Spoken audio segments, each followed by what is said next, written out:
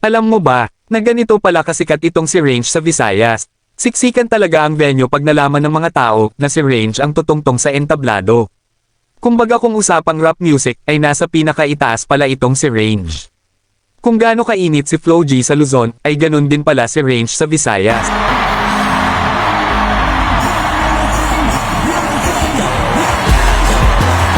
Lalo na pag kinanta ni Range yung pinakasikat niya na kanta, talagang magtatalbogan ang lahat. Kahit di mo naiintindihan yung kanta niya, pero pag napakinggan mo ay parang lumilipad ka na rin kasama niya. Let's go!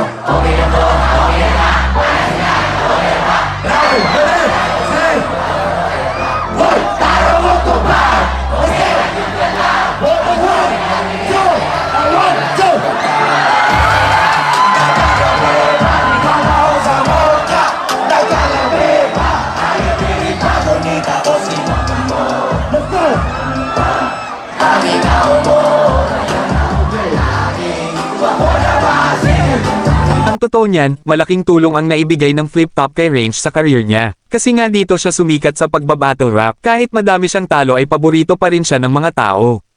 Naging crowd favorite dahil kada laban may mga bago itong pinapakita, na talagang siya lang ang nakakagawa. Tipong hindi naman siya nagbibiro, pero matatawa ka na lang bigla sa sasabihin niya. O diba ang kulit? Isa si Zaito sa mga adik na napakalupit. Pagkatapos niyang bumatak, siya'y babatak ulit dahil habang siya'y bumabatak, nagbabakasakaling siya'y makabatak pa ulit. Sekretong malupit, pwede pa bulong. Ako yung nag-addict pero ikaw yung nakulong.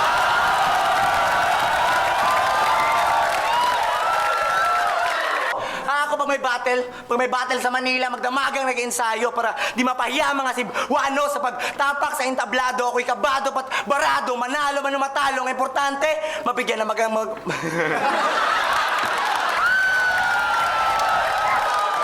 Yan ang laban niya kontra kay Zaito, talagang laugh trip ang lahat. At sa Cebu ang venue na yan, kaya medyo pabor kay Range ang hiyawan. Pero kahit san pamapadpad yang si Range, talagang malakas siya sa tao, at matik na yung tawanan. Kala mo ba ako'y magpapatanang? Gara mo akala mo sino nabatikan? Kaya ako nga maging ikaw at tanang gumawa ng mga bara kahit wala namang kabuluhan.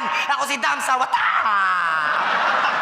Diba ganyan mga bara mo walang laman? Ang hina naman, mali ka na na.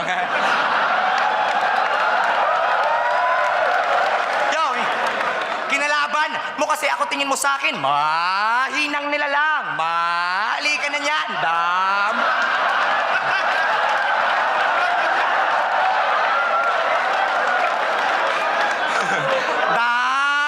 Uwi ka na lang. Huwag mo kong yabangan, weak ka naman, payat sa larangan. Pero pag nag-spit, malaman.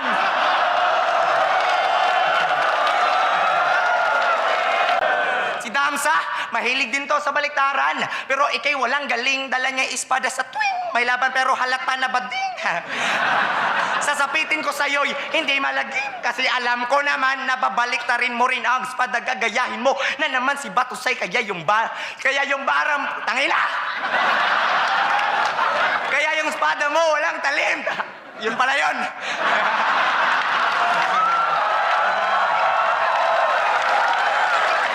Si Damsa, praning to na tao. Laging nagdi-day off. Wala kasing trabaho.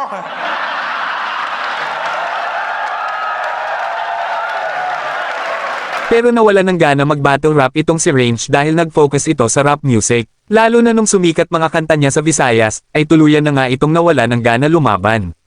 Siguro nga dahil busy na ito sa mga gigs at concert, at posible rin na naliliitan siya sa TF doon sa Flip Top. Kasi nung tinawagan siya ni Boss Fibos para lumaban sa PSP ay agad namang tinanggap niya ang offer nito. Ang kaso lang, may nagawa siyang kaso, kaya ayun kinasuhan. So nasayang tuloy yung talent niya. Siguro kung hindi lang siya sumikat at yumaman, marahil ay wala siya ngayon sa kulungan.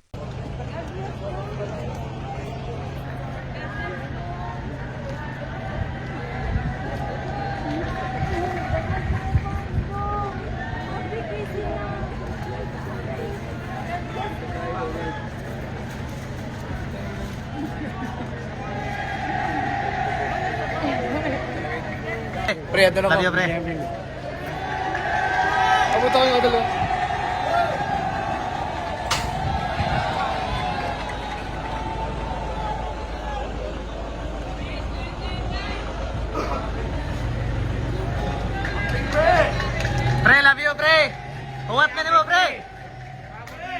Abot eh, pre!